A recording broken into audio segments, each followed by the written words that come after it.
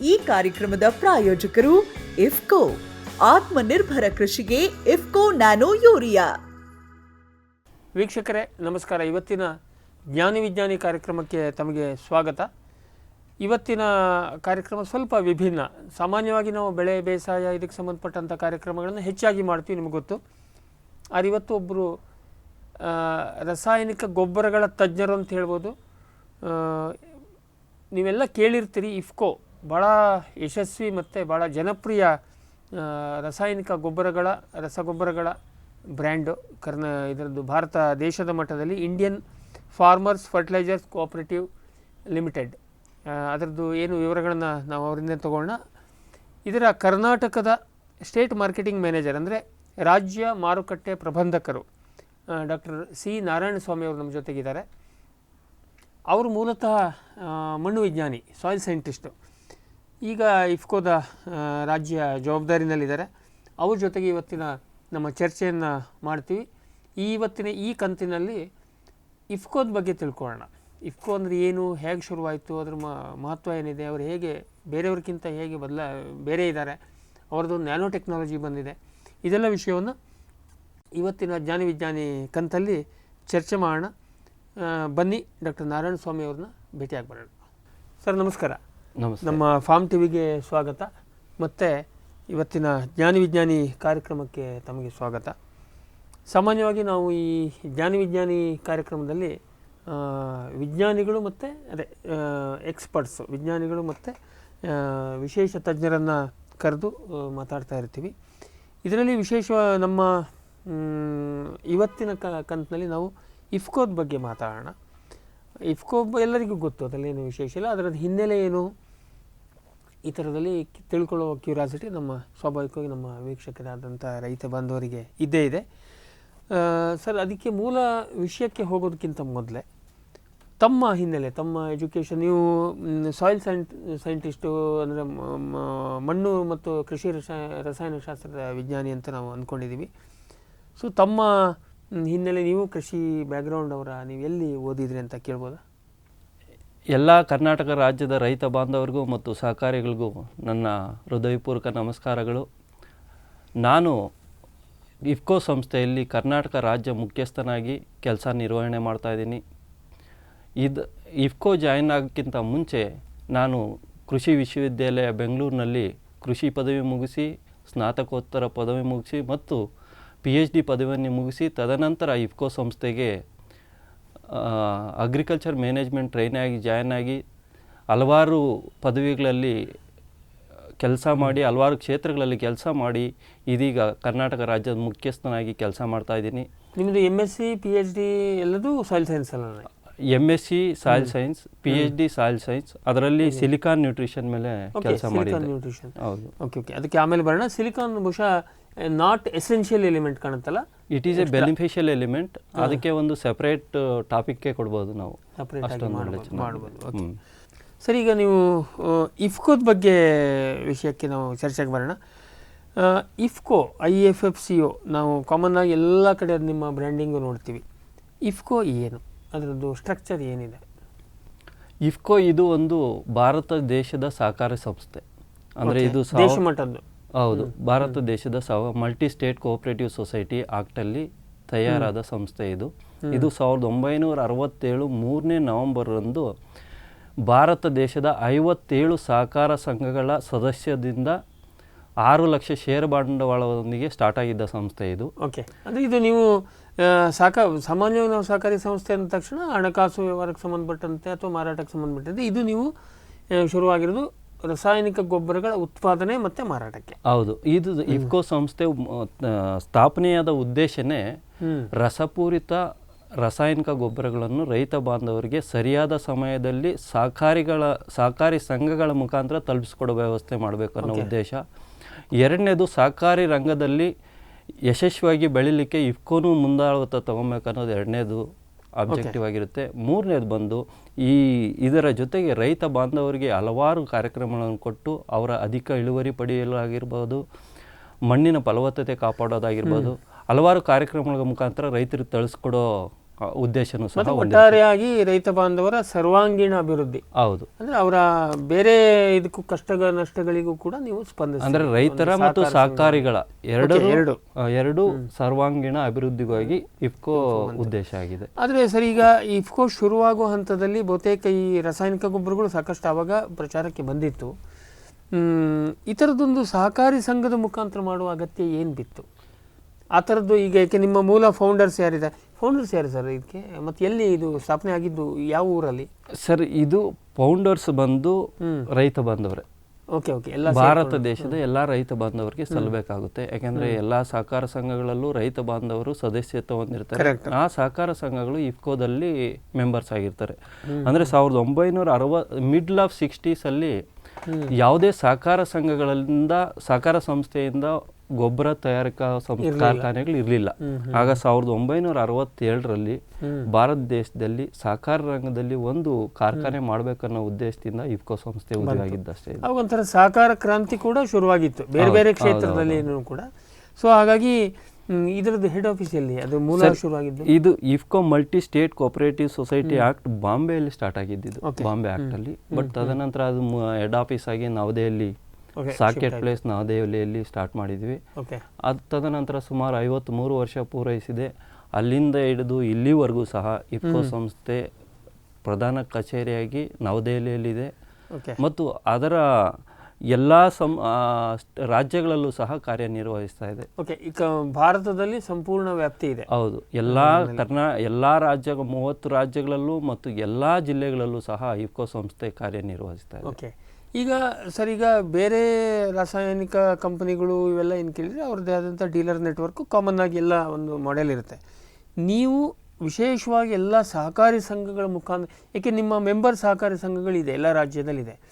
ಈ ಎಲ್ಲ ಈ PSCS, ನಾವು ಪ್ರೈಮರಿ ಅಗ್ರಿಕಲ್ಚರ್ ಕೋಆಪರೇಟಿವ್ ಸೊಸೈಟೀಸ್ ಏನು ಹಳ್ಳಿ ಮಟ್ಟದಲ್ಲಿರುತ್ತೆ, ಅವರೆಲ್ಲ ನಿಮಗೆ ಮೆಂಬರ್ ಇರ್ತಾರೋ ಅಥವಾ ರಾಜ್ಯ ಮಟ್ಟ ಹೇಗಿದೆ ಇದು ಮೆಂಬರ್ಶಿಪ್? ಯಾಕೆಂದರೆ ಈಗ ನಾನು ಈಗಾಗಲೇ ಹೇಳ್ದಂಗೆ 1967ರಲ್ಲಿ ಸ್ಟಾರ್ಟ್ ಆದಾಗೆ ಕೇವಲ 57 ಸಹಕಾರ ಸಂಘಗಳ ಮೆಂಬರ್ಸ್ ಇದ್ರು.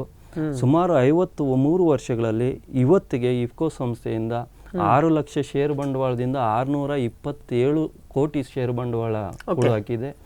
ಇದರ ಜೊತೆಗೆ 57 ಸಹಕಾರಿ ಸಂಘಗಳಿಂದ ಸುಮಾರು 35,000ಕ್ಕೂ ಹೆಚ್ಚು ಸದಸ್ಯತ್ವ ಹೊಂದಿರುವಂತಹ ಸಹಕಾರ ಸಂಘಗಳು ಇಫ್ಕೋ ಸಂಸ್ಥೆಯಲ್ಲಿ ಇದಾವೆ.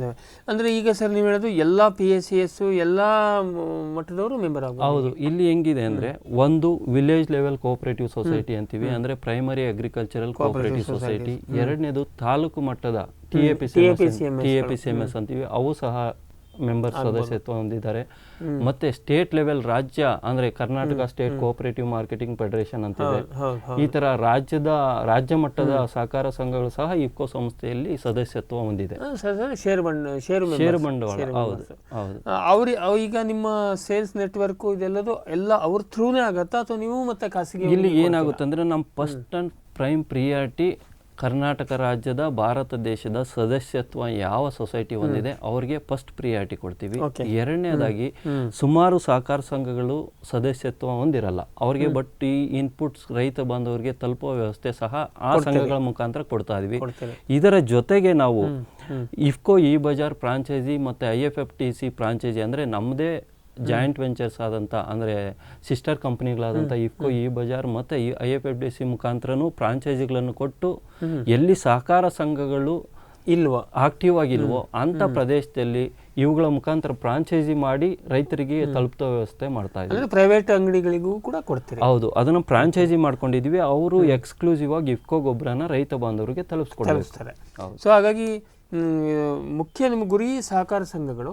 ಹೌದು. ಆದ್ರೆ ಅದು ಇಲ್ಲದೆ ಹೋದಲ್ಲಿ ಅಥವಾ ಇನ್ನು ಯಾವ ಪ್ರದೇಶದಲ್ಲಿ ಸಹಕಾರ ಸಂಘಗಳು ಇಲ್ವೋ ಆ ಪ್ರದೇಶದಲ್ಲಿ ನಮ್ಮ ರೈತ ಬಾಂಧವರಿಗೆ ನಾವು ಕೃಷಿ ಪರಿಕರಗಳನ್ನು ಕಡಿಮೆ ಬೆಲೆಯಲ್ಲಿ ಸರಿಯಾದ ಸಮಯದಲ್ಲಿ ತಲುಪಿಸೋ ಉದ್ದೇಶ ನಮ್ದು. ಆದ ಕಾರಣ ನಾವು ಬೇರೆ ಸಂಘಗಳ ಮುಖಾಂತರ ಸಹ ತಲುಪಿಸೋ ವ್ಯವಸ್ಥೆ ಮಾಡ್ತೀವಿ. ಈಗ ಒಂದು ಊರಿನಲ್ಲಿ 4 ಸಂಘ ಇದೆ ಅಂತ ಇಟ್ಕೊಳ್ಳೋಣ, ಅಲ್ಲಿ ಎಲ್ಲರೂ ಮೆಂಬರ್ ಆಗ್ಬೋದು ಅಥವಾ ಮತ್ತೆ ಇಲ್ಲ? ಒಂದು ಊರಿನಲ್ಲಿ 4 ಸಂಘ ಬರ್ಲಿಕ್ಕೆ ಪ್ರಾವಿಷನ್ ಇಲ್ಲ. ಯಾಕಂದ್ರೆ ಕರ್ನಾಟಕ ಸ್ಟೇಟ್ ಕೋಆಪರೇಟಿವ್ ಆಕ್ಟ್ ಪ್ರಕಾರ ಇಷ್ಟು ಹಳ್ಳಿಗೆ ಒಂದು ಸಹಕಾರ ಸಂಘ ಇರ್ಬೇಕಂತಿದೆ. ಅಂದ್ರೆ ಅಲ್ಲಿ ಅಷ್ಟು ಪಾಪ್ಯುಲೇಷನ್. ತಾಲೂಕಾ ಮಟ್ಟಕ್ಕೆ ಒಂದು ಊರಿನಲ್ಲಿ ಒಂದು TAPCMS ಇರುತ್ತೆ, ಆಮೇಲೆ ಒಂದು ಸ್ವತಂತ್ರ ಕೋಆಪರೇಟಿವ್ ಸೊಸೈಟಿ ಇದೇ ಕೆಲಸ ಮಾಡುವಂಥದ್ದು ಇರುತ್ತೆ. ಒಂದು ಎಕ್ಸಾಂಪಲ್ ನಾವು ಸಿರ್ಸಿ ತಗೋಣ. ಸಿರ್ಸಿನಲ್ಲಿ TSS ಪಾಪ್ಯುಲರ್ ಇದೆ, TAPSC MS ಇದೆ. ಅದೇ ಥರ ಮತ್ತು PACSಗಳಿದೆ, ಆಮೇಲೆ DCC ಬ್ಯಾಂಕು ಅದರ ನೆಟ್ವರ್ಕ್ಗಳಿದೆ. ಅಲ್ಲಿ ನೀವು ಆ ಥರ ಪರಿಸ್ಥಿತಿಯಲ್ಲಿ ನೀವು ಎಲ್ಲರಿಗೆ ಮೆಂಬರ್ಶಿಪ್ ಕೊಡ್ತೀರೋ ಅಥವಾ ಎಕ್ಸ್ಕ್ಲೂಸಿವ್? ಅಂದರೆ ಭಾರತ ದೇಶದಲ್ಲಿ ಯಾವುದೇ ಸೊಸೈಟಿ ಕೋಆಪರೇಟಿವ್ ಆಕ್ಟಲ್ಲಿ ರಿಜಿಸ್ಟರ್ ಮಾಡಿದರೆ ಅವರೆಲ್ಲನೂ ಯಾರು ಬೇಕಾದ್ರೂ ₹1,000 ಕೊಟ್ಟು ಸದಸ್ಯತ್ವ ಇಫ್ಕೋ ಸಂಸ್ಥೆಯಲ್ಲಿ ತಗೊಬೋದು. ಕೋಆಪರೇಟಿವ್ ಆ್ಯಕ್ಟ್ ಒಂದು ಇವತ್ತಿನ ಸೌಹಾರ್ದ ಸೊಸೈಟಿಗಳು ಬಂದಿದೆ, ಅದು ಕೂಡ ಹೌದು, ಅವು ಕೂಡ ಅಕ್ಸೆಪ್ಟ್ ಮಾಡ್ಕೊತೀವಿ. ಈಗೇನಾದರೂ ನಿಮ್ಮ ಈ ಮೆಂಬರ್ಶಿಪ್ ಡ್ರೈವ್ ಇರ್ಬೋದು, ಇದನ್ನು FAOಗಳಿಗೆ ಏನಾದರೂ ನೀವು ಇದು ಮಾಡಿದ್ದೀರಾ? ಇಲ್ಲ, FAOಗಳಿಗೆ ನಾವು ಕೃಷಿ ಪರಿಕರಗಳನ್ನು ಕೊಡಲಿಕ್ಕೆ, ನಾವು ಅವ್ರಿಗೆ ಲೈಸೆನ್ಸ್ ತಗೊಳ್ಲಿಕ್ಕೆ ಏನು ಸಹಾಯ ಬೇಕೋ ಅದು ಮಾಡ್ತಾ ಇದೀವಿ. ಬಟ್ ಮೆಂಬರ್ಶಿಪ್ಗೆ ನೇರವಾಗಿ ಅವರು ಕೋಆಪರೇಟಿವ್ ಆ್ಯಕ್ಟ್ನಲ್ಲಿ ಇಲ್ಲ. ಹಾಗಾಗಿ ಅವ್ರದ್ದು ಕಂಪನಿ ಆ್ಯಕ್ಟಲ್ಲಿ ರಿಜಿಸ್ಟರ್ ಮಾಡಿರೋದ್ರಿಂದ ನಾವು ಮಾಡ್ಕೊಳ್ಲಿಕ್ಕೆ ಬರೋದಿಲ್ಲ. ಆದರೆ ನಿಮ್ಮ ಜೊತೆಗೆ ವ್ಯವಹಾರ ಮಾಡ್ಲಿಕ್ಕೆ ಈಗಾಗಲೇ FAOಗಳು ಸುಮಾರು FAOಗಳನ್ನು ಇಫ್ಕೋ ಸಂಸ್ಥೆಗೆ ಸೇರಿಸ್ಕೊಂಡಿದ್ದೀವಿ, ಅವ್ರ ಜೊತೆ ವ್ಯವಹಾರ ಮಾಡ್ತಾ ಇದ್ದೀವಿ. ಓಕೆ, ಯಾಕೆಂದರೆ ಅವರು ಕೂಡ ಈಗ ಈ ಕೋಆಪರೇಟಿವ್ ಅಥವಾ ಅದು ಕೆಲವೊಮ್ಮೆ ಅದಕ್ಕಿಂತ ಚೆನ್ನಾಗಿ ರೈತರಿಗೆ ರೀಚ್ ಆಗ್ತಾ ಇದ್ದಾರೆ. ಹೌದೌದು, ಆ ದೃಷ್ಟಿಯಿಂದ ಅವ್ರನ್ನ ಬಿಡುವಂಗಿಲ್ಲ. ಸರಿ, ಈಗ ನಾವು ಇಫ್ಕೋದು ನಿಮ್ಮ ವ್ಯಾಪ್ತಿ ನೀವು ಹೇಳಿದ್ರಿ, ಇದ್ರದ್ದು ಪ್ರೊಡಕ್ಷನ್ ಇಲ್ಲಿ ನಾವು ಕೇಳ್ಪಟ್ಟಂತೆ ಹೊರದೇಶದಲ್ಲಿ ಬೇರೆ, ಯಾಕೆಂದರೆ ಇದೆಲ್ಲ ಬಹುತೇಕ ರಾಸಾಯನಿಕ ಗೊಬ್ಬರಗಳು ಹೊರಗಿಂದನೇ ಬರಬೇಕು. ಅಲ್ಲಿ ನಿಮ್ಮದೇನಾದ್ರು ಹೊರದೇಶಗಳಲ್ಲಿ ಆ ಥರ ಸಂಪರ್ಕಗಳಿದೆ ಅಥವಾ ನೀವು ಮ್ಯಾನುಫ್ಯಾಕ್ಚರಿಂಗ್ ಯೂನಿಟ್ಗಳು ಎಲ್ಲಿದೆ? ಹೌದು, ಈಗ ಇಫ್ಕೋ ಸಂಸ್ಥೆಯಿಂದ ಸುಮಾರು 135 ಲಕ್ಷ ಟನ್ವರೆಗೂ ಕೃಷಿ ಪರಿಕರಗಳನ್ನು ರೈತ ಬಾಂಧವರಿಗೆ ತಲುಪಿಸ್ಕೊಡ್ತಾ ಇದ್ದೀವಿ. ಇದರಲ್ಲಿ ಸುಮಾರು 85ರಿಂದ 90 ಲಕ್ಷ ಟನ್ನಷ್ಟು ಭಾರತ ದೇಶದಲ್ಲಿ ತಯಾರು ಮಾಡಿ ನಾವು ರೈತ ಬಾಂಧವರಿಗೆ ಸಹಕಾರಿ ಸಂಘಗಳ ಮುಖಾಂತರ ತಲುಪಿಸೋ ವ್ಯವಸ್ಥೆ ಮಾಡ್ತಾ ಇದ್ವಿ. ಇದರ ಜೊತೆಗೆ ಇನ್ ರಿಮೈನಿಂಗ್ 40ರಿಂದ 45 ಲಕ್ಷ ಟನ್ನಷ್ಟು ಬೇರೆ ದೇಶಗಳಿಂದ ನಾವು ಇಂಪೋರ್ಟ್ ಸಹ ಮಾಡ್ಕೊತಾ ಇದ್ದೀವಿ. ಈಗ ಭಾರತ ದೇಶದಲ್ಲಿ ತಯಾರಿಕಾ ಕಾರ್ಖಾನೆಗಳನ್ನು ನೋಡೋದಾದ್ರೆ ಒರಿಸ್ಸಾ ರಾಜ್ಯದಲ್ಲಿ ಪಾರಾದೀಪ್ ಪ್ರದೇಶದಲ್ಲಿ DAP ಮತ್ತು 20-20-0-13 ತಯಾರು ಘಟಕ ಕಾರ್ಖಾನೆ ಇದೆ. ತದನಂತರ ಗುಜರಾತ್ನಲ್ಲಿ ಕಲೋಲ್ ಮತ್ತು ಕಾಂಡ್ಲಾ ಅನ್ನೋ ಪ್ರದೇಶದಲ್ಲಿ ಯೂರಿಯಾ, DAP ಮತ್ತು 10-26, 12-32-16 ಗೊಬ್ಬರಗಳನ್ನು ತಯಾರು ಮಾಡಿ ಭಾರತ ದೇಶದ ಎಲ್ಲ ರೈತರಿಗೂ ತಲುಪಿಸೋ ವ್ಯವಸ್ಥೆ ಮಾಡ್ತಾ ಇದ್ವಿ. ಅದೇ ರೀತಿ ಉತ್ತರ ಪ್ರದೇಶದಲ್ಲಿ ಆನ್ಲಾ ಮತ್ತು ಫುಲ್ಪುರ್ ಅನ್ನೋ ಪ್ರದೇಶದಲ್ಲಿ ಯೂರಿಯಾ ತಯಾರು ಮಾಡಿ ಭಾರತ ದೇಶದ ರೈತರಿಗೆ ತಲುಪಿಸೋ ವ್ಯವಸ್ಥೆ ಮಾಡ್ತಾ ಇದ್ವಿ. ಇದರ ಜೊತೆಗೆ ಇಫ್ಕೋ ಸಂಸ್ಥೆಯಿಂದ ಓಮನ್ ದೇಶದಲ್ಲಿ ಯೂರಿಯಾ ತಯಾರು ಮಾಡಿ ಅಲ್ಲಿಂದ ಇಂಪೋರ್ಟ್ ಮಾಡಿ ನಮ್ಮ ದಕ್ಷಿಣ ಭಾರತಕ್ಕೆ ಏನು ಕೊರತೆ ಆಗ್ತಿತ್ತೋ ಅದ್ರ ಮುಖಾಂತರ ಸರಬರಾಜು ಮಾಡ್ತಾ ಇದ್ದೀವಿ. ಅಲ್ಲೆಲ್ಲ ನಿಮ್ಮದೇ ಓನ್ ಇರುತ್ತಾ ಅಥವಾ? ಹೌದು, ಓಮನ್ ದೇಶದಲ್ಲಿ ಓಮ್ ಇಫ್ಕೋ ಅಂತ ಹೇಳ್ಬಿಟ್ಟು ಅಲ್ಲಿ ಒಂದು ಕಂಪನಿ ಜಾಯಿಂಟ್ ವೆಂಚರ್ ಮಾಡಿಕೊಂಡು ಅಲ್ಲಿಂದ ತಯಾರು ಮಾಡಿ ಭಾರತ ದೇಶಕ್ಕೆ ಬರ್ತಾ ಇದೆ. ಅಲ್ಲಿ ನಿಮಗೆ ಅದರದ್ದು ಸೋರ್ಸ್ ಮಟೀರಿಯಲ್ ಅಲ್ಲೇ ಸಿಗುತ್ತೆ? ಹೌದೌದು, ಪೆಟ್ರೋಲಿಯಂ ಪ್ರಾಡಕ್ಟ್ಸ್. ಹೌದೌದು. ಸೊ ಅದಲ್ಲದೆ ಈಗ ಓಮನ್ ಬಿಟ್ಟು ಮತ್ತೆ ಇನ್ನು ಬೇರೆ ಕಡೆ ಈಗ ನಮ್ಮದು ಈಗ ಕೃಷಿ ನಮ್ಮ ಗೊಬ್ಬರ ತಯಾರು ಮಾಡಬೇಕಂದ್ರೆ ಫಾಸ್ಫರಿಕ್ ಆಸಿಡ್, ರಾಕ್ ಫಾಸ್ಫೇಟು ಇವೆಲ್ಲ ಯಥೇಚ್ಛವಾಗಿ ಬೇಕಾಗುತ್ತೆ. ನಮ್ಮ ಭಾರತ ದೇಶದಲ್ಲಿ ಯಾವುದೇ ಥರದ ಸಾಮಗ್ರಿಗಳು ಸಿಗ್ತಾ ಇಲ್ಲ. ಆದ ಕಾರಣ ನಮ್ಮದು ಸೆನೆಗಲ್ ಆಗಿರ್ಬೋದು, ಜೋರ್ಡನ್ ಆಗಿರ್ಬೋದು, ಹಲವಾರು ದೇಶಗಳಲ್ಲಿ ನಾವು ಈ ಗೊಬ್ಬರ ತಯಾರು ಮಾಡಲಿಕ್ಕೆ ಏನು ಸಾಮಗ್ರಿಗಳು ಬೇಕೋ ಅವುಗಳನ್ನು ಅಲ್ಲಿಂದ ತಯಾರು ಮಾಡಿ ಭಾರತ ದೇಶಕ್ಕೆ ಇಂಪೋರ್ಟ್ ಮಾಡಿ ನಮ್ಮ ಕಾರ್ಖಾನೆಗಳಲ್ಲಿ ತಯಾರು ಮಾಡಿ ನಾವು ರೈತ ಬಾಂಧವರು ತಲುಪಿಸ್ಕೊಡ್ತೀವಿ. ಅಂದ್ರೆ ಅಲ್ಲಿ ಪೂರ್ತಿ ಪ್ರೊಡಕ್ಷನ್ ಆಗುತ್ತೆ, ಹಾಫ್ ಪ್ರೊಡಕ್ಷನ್ ಆಗುತ್ತೆ, ಇಲ್ಲ ರಾ ಮೆಟೀರಿಯಲ್ ಅಲ್ಲಿ ಪೂರ್ತಿ ಪ್ರೊಡಕ್ಷನ್ ಆಗುತ್ತೆ, some time raw material import ಮಾಡ್ಕೊಂತೀವಿ, ಇಲ್ಲಿ ತಯಾರು ಮಾಡಿ. ಒಟ್ಟಲ್ಲಿ ಆ ದೇಶಗಳಲ್ಲಿ ನಿಮ್ಮ ರೆಪ್ರೆಸೆಂಟೇಟಿವ್ ಕಂಪನಿಗಳಿದಾವೆ, ಒಂದು ನಿಮ್ಮದೇ? ಹೌದು, ನಮ್ಮದೇ ಜಾಯಿಂಟ್ ವೆಂಚರ್ ರೆಸ್ಪೆಕ್ಟಿವ್ ಕಂಟ್ರಿ ಮತ್ತು ನಮ್ಮ ಇಫ್ಕೋ ಸಂಸ್ಥೆಯ ಜಾಯಿಂಟ್ ವೆಂಚರ್ಸ್ ಅವೆಲ್ಲ. ಸೊ ಯಾಕೆಂದ್ರೆ ಈಗ ಸ್ವಾಭಾವಿಕವಾಗಿ ಸೋರ್ಸಿಂಗ್ ಮಾಡೋ ದೃಷ್ಟಿಯಿಂದ ಅದು ಬಹಳ ಮಹತ್ವ ಆಗುತ್ತೆ. ಮತ್ತೆ ರೇಟು ಇದರ ದೃಷ್ಟಿಯಿಂದ ಪೂರ್ತಿ ನೀವೆಲ್ಲ ಖರೀದಿ ಮಾಡಿದರೆ ಬಹುಶಃ ನಿಮಗೆ ಕಾಂಪಿಟೇಟಿವ್ ರೇಟಲ್ಲಿ ರೈತರಿಗೆ ಕೊಡೋಕ್ಕೆ ಆಗಲಿಕ್ಕಿಲ್ಲ. ಸೊ ಹಾಗಾಗಿ ಒಟ್ಟಾರೆ ಇದು ಮಾರಾಟದ ದೃಷ್ಟಿಯಿಂದ ಭಾರತದ ಪೂರ್ತಿ. ಹೌದು, ಮಾರಾಟ ನಿಮ್ಮದು ಮತ್ತು ಬೇರೆ ದೇಶಕ್ಕೆ ಏನಾರು ಇದೆಯಾ? ಈ ಸುತ್ತಮುತ್ತ ದೇಶಗಳು ನಿಮ್ಮದು ಏನಾದ್ರು ಇದು ಮಾಡಿದರೆ? ಬಟ್ ಇಂಡಿಯಾಕ್ಕೆ ಇಲ್ಲ, ಇವತ್ತಿನವರೆಗೂ ನಾವು ಭಾರತ ದೇಶದಲ್ಲಿ ಅಷ್ಟೇ ಈ DAP ಇವೆಲ್ಲ ಸಬ್ಸಿಡೈಸ್ಡ್ ಆಗಿರೋದ್ರಿಂದ, ಗೌರ್ಮೆಂಟ್ ಕಂಟ್ರೋಲ್ ಬರೋದ್ರಿಂದ ಯೂರಿಯಾ ಗೊಬ್ಬರನಂತೂ ಬೇರೆ ದೇಶಕ್ಕೆ ಕಳಿಸ್ಲಿಕ್ಕಾಗಲ್ಲ.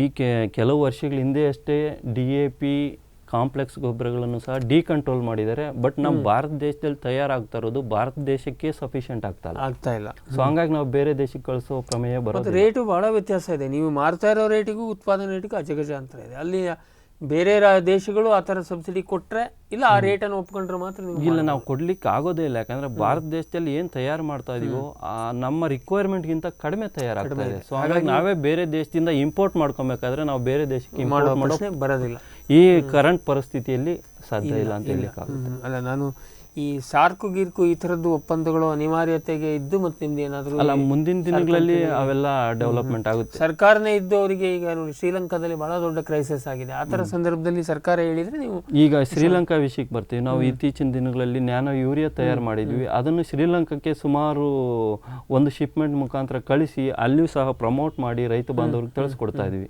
ಅದೇ ಆ ಥರದ ವಿಶೇಷ ಸಂದರ್ಭದಲ್ಲಿ ಮಾಡ್ಬೋದು. ಹೌದು. ನೀವು ಇಷ್ಟೊತ್ತು ಕೃಷಿ ಪರಿಕರಗಳು ಅಂತ ಜನರಲ್ ಆಗಿ ಹೇಳಿದ್ರಿ. ನಿಮ್ಮದು ನಿರ್ದಿಷ್ಟವಾಗಿ ಏನೆಲ್ಲ ಇದೆ? ನಾವು ಮೇಲ್ನೋಟಕ್ಕೆ ಇಫ್ಕೋ ಅಂದರೆ ಇವರು ಗೊಬ್ಬರ ಮಾಡೋರು, ಇಫ್ಕೋ ಫರ್ಟಿಲೈಸರ್ಸು ನಮ್ಗೆ ಗೊತ್ತು. ಸೊ ಇದರಲ್ಲಿ ಯಾವೆಲ್ಲ ಫರ್ಟಿಲೈಸರ್ ರೇಂಜ್ಗಳಿದೆ ಮುಖ್ಯವಾಗಿ, ಆಮೇಲೆ ಈ ಫರ್ಟಿಲೈಸರ್ ಅಲ್ಲದೆ ಇನ್ನೇನು ಮಾಡ್ತೀರಿ?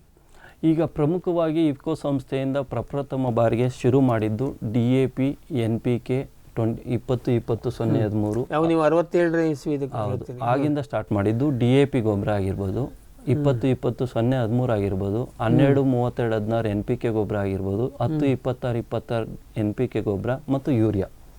ಪ್ರಪ್ರಥಮವಾಗಿ ಇಫ್ಕೋ ಸಂಸ್ಥೆಯಲ್ಲಿ ಸುಮಾರು 2-3 ಡಿಕೇಡ್ನಷ್ಟು ಈ ಗೊಬ್ಬರನೇ ಚಲಾವಣೆ ಆಯಿತು. ಅಂದರೆ ಆಗ ಉದ್ದೇಶ ಏನಪ್ಪ ಅಂದರೆ ಆಗ ಭೂಮಿಯಲ್ಲಿ ಯಾವುದೇ ಥರದ ಪೋಷಕಾಂಶಗಳ ಕೊರತೆ ಎದ್ದು ಕಾಣ್ತಿರ್ಲಿಲ್ಲ. NPK ಗೊಬ್ಬರ ನೈಟ್ರೋಜನ್, ಫಾಸ್ಫರಸ್, ಪೊಟ್ಯಾಷಿಯಂ ಬಿಟ್ಟರೆ ಇನ್ಯಾವುದು ಕೊರತೆ ಕಂಡು ಬರ್ತಿರ್ಲಿಲ್ಲ. ಓಕೆ.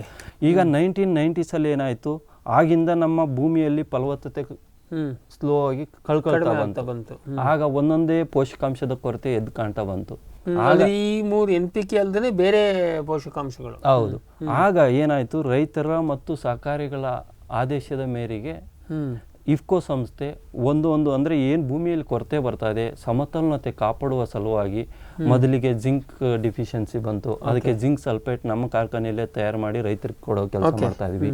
ಈಗ ಬೋರಾನ್ ಕೊರತೆ ಕಂಡು ಬರ್ತಾ ಇದೆ. ಬೋರಾನ್ ತಯಾರು ಮಾಡಿ ರೈತ ಬಾಂಧವರಿಗೆ ತಲುಪಿಸ್ಕೊಡೋ ವ್ಯವಸ್ಥೆ ಮಾಡ್ತಾ ಇದ್ವಿ. ಅದೇ ರೀತಿ ರಸಾವರಿ ಗೊಬ್ಬರಗಳು ಅಂದರೆ ನಮ್ಮ ನೀರಿನಲ್ಲಿ ಕರಗುವಂಥ ಮತ್ತು ಸಿಂಪಡಣೆ ಮಾಡಲಿಕ್ಕೆ ಬೇಕಾದ ಎಲ್ಲ ರಸಾವರಿ ಗೊಬ್ಬರಗಳನ್ನು ಸಹ ಇಫ್ಕೋ ಸಂಸ್ಥೆಯಿಂದ ತಯಾರು ಮಾಡಿ ಸಹಕಾರ ಸಂಘಗಳ ಮುಖಾಂತರ ರೈತರಿಗೆ ತಲುಪಿಸ್ಕೊಡೋ ವ್ಯವಸ್ಥೆ ಮಾಡ್ತಾ ಇದ್ವಿ. ಅದೇ ರೀತಿ ಈಗ ಇದರಲ್ಲಿ ನೀವು ಹೇಳಿದ್ರು ಈ ಫರ್ಟಿಗೇಷನ್ ರಸಾವರಿ ಏನು ಹೇಳಿದ್ರಿ, ಅದರಲ್ಲಿ ಮತ್ತೆಲ್ಲ ಬೇರೆ ಬೇರೆ ಗ್ರೇಡ್ಗಳಿದೆಯಾ ಅಥವಾ ಅದೆಲ್ಲ ಇಂಡಿಪೆಂಡೆಂಟ್ ಇರುತ್ತೆ? ಹೌದು, ಎಲ್ಲ ಥರದ ಬೇರೆ ಗ್ರೇಡ್ಸ್ ಇದೆ. ಅಲ್ಲಿ ಏನಾಗಿರ್ಬೋದು 17-44-0 ಆಗಿರ್ಬೋದು, 18-18-18 ಆಗಿರ್ಬೋದು, 19-19-19 ಆಗಿರ್ಬೋದು, 13-0-45 ಆಗಿರ್ಬೋದು. ಅಂದರೆ ಬಹುತೇಕ ನೀವು ಏನೀಗ soil application fertiliser, solid fertiliser ಮಾಡ್ತೀರಿ, ಅದರದ್ದೇ ರೆಪ್ಲಿಕಾ ವಾಟರ್ ಸಾಲಿಡ್ ರೆಪ್ಲಿಕಾ ಅಲ್ಲಿಗೆ ಸೂಕ್ತವಾದಂಥ ಗ್ರೇಡ್ಗಳನ್ನು ತಯಾರು ಮಾಡಿದ್ವಿ. ಅದನ್ನು ಸಹ ರೈತ ಬಾಂಧವರಿಗೆ ಮಾಹಿತಿ ಜೊತೆಗೆ ಸರಬರಾಜು ಮಾಡಿಕೊಡ್ತಾ ಇದ್ವಿ. ಸ್ವಾಭಾವಿಕ. ಇದರ ಜೊತೆಗೆ ಮಣ್ಣಿನ ಫಲವತ್ತತೆ ಸರಾಗವಾಗಿ ಕಳ್ಕೊಳ್ತಾ ಇರೋದ್ರಿಂದ ಈ ಸೂಕ್ಷ್ಮಾಣು ಜೀವಾಣು ಅಂಶಗಳು ಮಣ್ಣಲ್ಲಿ ಏನಿದೆ ಅವುಗಳ ಕೊರತೆ ಯಥೇಚ್ಛವಾಗಿ ಕಂಡು ಬರ್ತಾ ಇರೋದ್ರಿಂದ ಇಫ್ಕೋ ಸಂಸ್ಥೆಯಿಂದ ಈ ಸೂಕ್ಷ್ಮಾಣು ಜೀವಾಣುಗಳ ತಯಾರು ಮಾಡಿ ಬಯೋ ಫರ್ಟಿಲೈಸರ್ಸ್ ಅನ್ನು ತಯಾರು ಮಾಡಿ ಇಫ್ಕೋ ಸಂಸ್ಥೆಯಲ್ಲಿ ಸುಮಾರು 4 ಫ್ಯಾಕ್ಟರಿಗಳನ್ನು ಮಾಡಿದ್ವಿ. ಈಗ ಬಯೋ ಫರ್ಟಿಲೈಸರ್ಸ್ ಮತ್ತು ಬಯೋ ಪೆಸ್ಟಿಸೈಡ್ಸ್ ಕೂಡ ಬಯೋ ಫರ್ಟಿಲೈಸರ್ಸ್ ಮಾಡಿ ಬಯೋ ಫರ್ಟಿಲೈಸರ್ಸಲ್ಲಿ ಸೂಡೋಮೋನಾಸ್ ಆಗಿರ್ಬೋದು, NPK ಕನ್ಸೋರ್ಷಿಯಾ ಆಗಿರ್ಬೋದು, ಅಜಟೋಬ್ಯಾಕ್ಟರ್ ಆಗಿರ್ಬೋದು, ಬಯೋ ಡಿಕಂಪೋಸರ್ ಆಗಿರ್ಬೋದು, ಹಲವಾರು ರೀತಿ ಇವುಗಳನ್ನು ತಯಾರು ಮಾಡಿ ಸಹಕಾರ ಸಂಘಗಳ ಮುಖಾಂತರ ರೈತರಿಗೆ ತಲುಪಿಸುವ ವ್ಯವಸ್ಥೆ ಮಾಡ್ತಾ ಇದ್ವಿ. ಇಫ್ಕೋ ಬ್ರ್ಯಾಂಡಲ್ಲೇ ಬರುತ್ತೆ ಎಲ್ಲ ಇಫ್ಕೋ ಬ್ರ್ಯಾಂಡು. ಇಫ್ಕೋ ಅಂದರೆ ಆತ್ಮನಿರ್ಭರ್ ಭಾರತದಲ್ಲಿ ನಮ್ಮ ಓನ್ ಅಡಿಯಲ್ಲಿ ತಯಾರು ಮಾಡಿ ಸರಬರಾಜು ಮಾಡ್ತಾ ಇರೋದು. ಇದ್ರ ಜೊತೆಗೆ ಬಯೋ ಪೆಸ್ಟಿಸೈಡ್ಸ್ ಅಂತ ಏನು ಹೇಳಿದ್ವಿ ಅದನ್ನು ಸಹ ತಯಾರು ಮಾಡಿ ಈಗಾಗಲೇ ಸಹಕಾರ ಸಂಘಗಳ ಮುಖಾಂತರ ಕಳಿಸ್ತಾ ಇದೀವಿ, ಮಾಡ್ತಾ ಇದ್ರಿ. ಸರ್, ಈಗ ನೀವು ಇದೆಲ್ಲ ರೇಂಜು ಫರ್ಟಿಲೈಸರ್ಸ್ ಎಲ್ಲ ಹೇಳಿದ್ರಿ. ಸೂಕ್ಷ್ಮ ಪೋಷಕಾಂಶಗಳು, ಸೆಕೆಂಡರಿ ನ್ಯೂಟ್ರಿಯೆಂಟ್ಸ್ ಅಂತೇಳಿ, ಲಘು ಪೋಷಕಾಂಶಗಳು ಅಂತೇಳಿ, ಇದನ್ನೆಲ್ಲ ಸ್ವತಂತ್ರವಾಗಿ ಮಾತ್ರ ಮಾಡ್ತೀರಾ? ಈಗ ಜಿಂಕ್ ಇರ್ಬೋದು, ಬೋರಾನ್ ಇರ್ಬೋದು, ಅಥವಾ ಈಗ ಬೇರೆ ಖಾಸಗಿ ಕಂಪ್ನಿಗಳ ಇದ್ರ ಥರದಲ್ಲಿ ಸಮ್ಮಿಶ್ರ ಕೊಡ್ತೀರಾ? ಯಾಕೆ ನಾವು ನಮ್ಮ normally zinc, boron, magnesium, iron, manganese combination ಬಹುತೇಕ ಬೆಳೆಗಳಿಗೆ ನಾವು ಯೂಸ್ ಮಾಡ್ತೀವಿ. ಆ ಥರದ್ದು ಏನಾರು ಇದೆಯಾ? ಸರ್, ಈಗ ನಮ್ಮದು ಕಾಂಬಿನೇಷನಲ್ಲಿ ಯಾವುದೂ ಇಲ್ಲ, ಎಲ್ಲ ಇಂಡಿಪೆಂಡೆಂಟ್ ಆಗೇ ಇದೆ. ಅದನ್ನು ಸರಬರಾಜು ಮಾಡ್ತಾ ಇದ್ವಿ. ಮುಂದಿನ ದಿನಗಳಲ್ಲಿ ಅದರ ಅವಶ್ಯಕತೆ ಬಂದರೆ ಖಂಡಿತವಾಗ್ಲೂ ಅದನ್ನು ಮಾಡಿಕೊಡೋ ವ್ಯವಸ್ಥೆ ಮಾಡ್ತೀರಿ. ಓಕೆ. ಅದರಲ್ಲಿ ತಾಂತ್ರಿಕವಾಗಿ ಏನು ಸಮಸ್ಯೆ ಏನಿಲ್ಲ? ತಾಂತ್ರಿಕವಾಗಿ ಮತ್ತು ಟೆಕ್ನಾಲಜಿ ಬಗ್ಗೆ ಯಾವುದೇ ಥರದ ಕೊರತೆ ಇಲ್ಲ ಇಫ್ಕೋ ಸಂಸ್ಥೆಯಲ್ಲಿ. ಓಕೆ. ಈ ನ್ಯಾನೋ ಟೆಕ್ನಾಲಜಿ ಬಗ್ಗೆ ಭಾಳ ಹೆಸರು ಕೇಳಿ ಬರ್ತಾ ಇದೆ ಇಫ್ಕೋದು. ಅದನ್ನ ಸಂಕ್ಷಿಪ್ತವಾಗಿ ನಾವು ಆಮೇಲೆ ಅದು ವಿವರವಾಗಿ ಹೋಗ್ಕಿಂತ ಮುಂಚೆ ಕರ್ನಾಟಕ ರಾಜ್ಯದಲ್ಲಿ ಸುಮಾರು ಈಗ ಇಫ್ಕೋ ಸಂಸ್ಥೆ ಬಗ್ಗೆ ಹೇಳೋದಾದ್ರೆ ಇಫ್ಕೋ ಸಂಸ್ಥೆ ವ್ಯವಸ್ಥಾಪಕ ನಿರ್ದೇಶಕರಾದಂಥ ಡಾಕ್ಟರ್ US ಅವಸ್ಥಿ ಸಾಹೇಬರ ಅವರ ವಿಷನರಿ ಲೀಡರ್ಶಿಪ್ಪಿಂದ ಇಫ್ಕೋ ಸಂಸ್ಥೆ ಅತಿ ಎತ್ತರಕ್ಕೆ ಬೆಳೆದಿದೆ. ಅಂದರೆ ಭಾರತ ದೇಶದಲ್ಲೇ ಅಲ್ಲದೆ ಪ್ರಪಂಚದಲ್ಲೇ 300 ಕೋಆಪರೇಟಿವ್ ಪ್ರಪಂಚದ ಅತಿ ದೊಡ್ಡ 300 ಕೋಆಪರೇಟಿವ್ಸ್ ಅಂತ ಏನಿದೆ ಅದರಲ್ಲಿ ಇಫ್ಕೋ ಸಂಸ್ಥೆ ಪ್ರಪ್ರಥಮ ಸ್ಥಾನ ಆಕ್ಯುಪೈ ಮಾಡ್ಕೊಂಡಿದೆ ಅಂತ ಹೇಳಿ ತುಂಬಾ ಖುಷಿ ಆಗ್ತಾ ಇದೆ. ಈ ಅಂದ್ರೆ ಸೇಲ್ಸ್ ವಾಲ್ಯೂಮ್ ನೆಟ್ವರ್ಕ್ ಅಂದ್ರೆ ಟರ್ನ್ಓವರ್ ಮೇಲೆ ಅವರು ವರ್ಲ್ಡ್ ಕೋಆಪರೇಟಿವ್ ಮಾನಿಟರ್ ಅಂತಿದ್ದಾರೆ. ಅದ್ರ ಬೇಸಿಸ್ ಮೇಲೆ ಎವ್ರಿ ಇಯರ್ ಅನಾಲಿಸಿಸ್ ಮಾಡಿ ರಿಪೋರ್ಟ್ ಕೊಡ್ತಾರೆ. ಇದರಲ್ಲಿ ಸತತವಾಗಿ 5ನೇ ವರ್ಷ ಇಫ್ಕೋ ಸಂಸ್ಥೆ ಪ್ರಪಂಚದಲ್ಲೇ ಅತಿ ದೊಡ್ಡ ಸಹಕಾರಿ ಸಂಸ್ಥೆಯಾಗಿ ಬೆಳೆದಿದೆ ಅಂತ ಹೇಳಿಕ್ಕೆ ಇಫ್ಕೋ ನಂಬರ್ 1. ಇನ್ನು ಕರ್ನಾಟಕ ರಾಜ್ಯಕ್ಕೆ ಬರೋದಾದ್ರೆ ಕರ್ನಾಟಕ ರಾಜ್ಯದಲ್ಲಿ 2 ನಿರ್ದೇಶಕರಿದ್ದಾರೆ. ಒಬ್ಬರು ಶ್ರೀ ಕೆ ಶ್ರೀನಿವಾಸ್ ಗೌಡ್ರು ಅಂತ ಮಾಜಿ ಕೃಷಿ ಮಂತ್ರಿಗಳು ಮತ್ತು ಕೋಲಾರ ಎಮ್ಮೆಗಳಾದಂಥ ಕೆ ಶ್ರೀನಿವಾಸ್ ಗೌಡ್ರು, ಅವರು IFFCO Tokyo general insurance chairman ಸಹ ಇದ್ದಾರೆ. ಅದೇ ರೀತಿ ಕರ್ನಾಟಕ ರಾಜ್ಯ ಮಾರಾಟ ಮಹಾಮಂಡಳಿಯ ಅಧ್ಯಕ್ಷರಾದಂಥ doctor MN Rajendra Kumar sir ಅವರು ಸಹ ಇಫ್ಕೋದಲ್ಲಿ ನಿರ್ದೇಶಕರಾಗಿದ್ದಾರೆ. ಕೆಲವು ದಿನಗಳಿಂದ ನಮ್ಮ ಇಫ್ಕೋ ಸಂಸ್ಥೆಯಲ್ಲಿ ಇನ್ನೋರ್ವ ನಿರ್ದೇಶಕರಿದ್ದರು, ಡಾಕ್ಟರ್ ಶ್ರೀ ಹಾಲಪ್ಪ ಆಚಾರ್ ಅಂತ, ಕೊಪ್ಪಳ MLA ಮತ್ತು ಇತ್ತೀಚಿನ ಮಿನಿಸ್ಟ್ರು ಆಗಿದ್ದಾರೆ. ಅವರು ತಾತ್ಕಾಲಿಕವಾಗಿ ತಡೆ ತಗೊಂಡಿದ್ದಾರೆ. ಅಂದರೆ ಬಿಕಾಸ್ ಮಿನಿಸ್ಟರ್ ಆಗಿರೋ ಕಾರಣದಿಂದ 2 ಕಡೆನೂ ಕಾನ್ಸಂಟ್ರೇಟ್ ಮಾಡೋದು ಕಷ್ಟ ಅಂತ. ಇವರೆಲ್ಲರ ಸಂಯುಕ್ತ ಆಶ್ರಯದಲ್ಲಿ ಇಫ್ಕೋ ಸಂಸ್ಥೆ ಕರ್ನಾಟಕದಲ್ಲಿ ಅತಿ ಚೆನ್ನಾಗಿ ನಡ್ತಾ ಇದೆ. ಏಕೆಂದರೆ ಸುಮಾರು 2017-18ರಲ್ಲಿ 4 ಲಕ್ಷ ಟನ್ ಗೊಬ್ಬರ ಕರ್ನಾಟಕ ರಾಜ್ಯದ ರೈತ ಬಾಂಧವರಿಗೆ ತಲುಪಿಸ್ಕೊಡ್ತಾ ಇದೀವಿ. ಅದು 2019-20ರಲ್ಲಿ ಸುಮಾರು 6 ಲಕ್ಷ ಟನ್ ಗೊಬ್ಬರ ಕೊಟ್ಟಿದೆ. ಈಗ 2020-21ರಲ್ಲಿ 7.5 ಲಕ್ಷ ಟನ್ ಗೊಬ್ಬರ. ಇದು ಎಲ್ಲಾ ಗ್ರೇಡ್ಗಳು ಸೇರಿ ಮತ್ತೆ 2020-21ರಲ್ಲಿ ಶೇಕಡಾವಾರು 30ಕ್ಕೂ ಹೆಚ್ಚು NPK DAP ಗೊಬ್ಬರ ಇಫ್ಕೋ ಸಂಸ್ಥೆಯಿಂದನೇ ರೈತ ಬಾಂಧವರಿಗೆ ತಲುಪಿಸ್ಕೊಟ್ಟಿದ್ವಿ.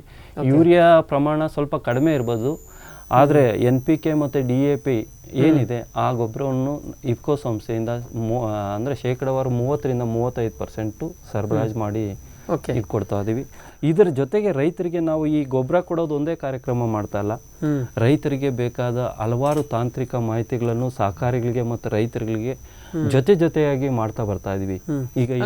ಈಗ ಪ್ಲಾಂಟ್ ನ್ಯೂಟ್ರಿಷನ್ ಹೌದು, ಇಂಟಿಗ್ರೇಟೆಡ್ ಪ್ಲಾಂಟ್ ನ್ಯೂಟ್ರಿಯೆಂಟ್ ಮ್ಯಾನೇಜ್ಮೆಂಟ್ ಆಗಿರ್ಬೋದು, ಸಮತೋಲನ ಪೋಷಕಾಂಶಗಳ ನಿರ್ವಹಣೆ ಆಗಿರ್ಬೋದು, ಮತ್ತೆ ಈ ಪ್ರಾತ್ಯಕ್ಷತೆಗಳಿರ್ಬೋದು, ಇವುಗಳನ್ನು ಪ್ರತಿಯೊಂದು ಹಳ್ಳಿಯಲ್ಲಿ ರೈತರಿಗೆ ಮಾಡುವ ಮುಖಾಂತರ ಅವರಿಗೆ ಹೇಳಿ ತೋರಿಸ್ಕೊಡ್ತಾ ಇದೀವಿ. ಮತ್ತೆ ನಿಮಗೆ ಸಹಕಾರಿ ಸಂಘಗಳೇ ನಿಮ್ಮ ಸದಸ್ಯರಿರೋದಕ್ಕೆ ನಿಮಗೆ ರೀಚ್ ಬಹಳ ಸುಲಭ. ಹೌದೌದು. ಅಷ್ಟು ಈಗ ಒಂದು ಸಂಘ ಮೆಂಬರ್ ಆದ್ರೆ ಅವರೆಲ್ಲರ ಮೆಂಬರ್ಸ್ ಇಂಡೈರೆಕ್ಟ್ಲಿ ನಿಮ್ಮ ಮೆಂಬರ್ ಆಗಿಬಿಡ್ತಾರೆ. ಹೌದು, ಆ ದೃಷ್ಟಿಯಿಂದ. ಆದರೆ ನೀವು ಈಗ ಈ ಫರ್ಟಿಲೈಸರು ನ್ಯೂಟ್ರಿಯೆಂಟ್ ಬಿಟ್ಟು ನೀವು ಪೆಸ್ಟಿಸೈಡ್ಸು ಹಿಂಗಿಗೆ ಹೋಗಿಲ್ಲ. ಹೌದು, ಈಗ ನಮ್ಮ ಸಹಕಾರಿಗಳು ಮತ್ತು ರೈತರ ಆದೇಶದ ಮೇರೆಗೆ ಇಫ್ಕೋ ಸಂಸ್ಥೆಯಿಂದ IFFCO MC crop science private limited ಅಂತ ಒಂದು ಸಂಸ್ಥೆ ಹುಟ್ಟುಹಾಕಿ ಅದರ ಮುಖಾಂತರ ಸುಮಾರು 50 ಥರದ ಕೀಟನಾಶಕಗಳಿಗಿರ್ಬೋದು, ಕಳೆನಾಶಕ ಇರ್ಬೋದು, ಶಿಲೀಂಧ್ರನಾಶಕ ಇರ್ಬೋದು, ಎಲ್ಲ ಸಹಕಾರ ಸಂಘಗಳ ಮುಖಾಂತರ ರೈತರಿಗೆ ಮಾಡ್ತಾ ಇದ್ದೀರಿ. ಹೌದು.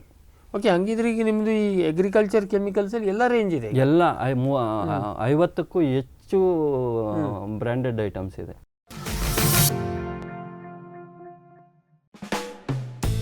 ಇಫ್ಕೋ ನ್ಯಾನೋ ಯೂರಿಯಾ ದೇಶದ ಅತಿ ದೊಡ್ಡ ಸಹಕಾರಿ ಸಂಸ್ಥೆ ಇಫ್ಕೋದಿಂದ ವಿಶ್ವದ ಪ್ರಥಮ ನ್ಯಾನೋ ರಸಗೊಬ್ಬರ. 1/2 ಲೀಟರ್ ನ್ಯಾನೋ ಯೂರಿಯಾ 1 ಚೀಲ ಯೂರಿಯಾ ಗೊಬ್ಬರಕ್ಕೆ ಸಮ. ಎಲೆಗೆ ಸಿಂಪಡಿಸೋ ಮೂಲಕ ಮೇಲು ಗೊಬ್ಬರವಾಗಿ ಬಳಕೆ. ಅಧಿಕ ದಕ್ಷತೆ, ಹೆಚ್ಚು ಇಳುವರಿ, ಇಲ್ಲ ಪ್ರದೂಷಣೆ. ಆತ್ಮನಿರ್ಭರ ಭಾರತಕ್ಕೆ ಇಫ್ಕೋ, ಆತ್ಮನಿರ್ಭರ ಕೃಷಿಗೆ ಇಫ್ಕೋ ನ್ಯಾನೋ ಯೂರಿಯಾ.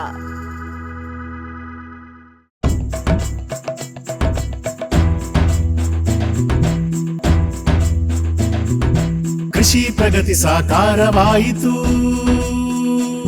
ಸ್ಟಿಲ್ ತಂತ್ರಜ್ಞಾನದಿ ಸಾಧ್ಯವಾಯಿತು, ಬದಲಾವಣೆಗೆ ಕಾಲ ಕೂಡಿ ಬಂತು. ಸ್ಟಿಲ್ ಉಪಕರಣಗಳು ತನ್ನಿ ಪರಿವರ್ತನೆ.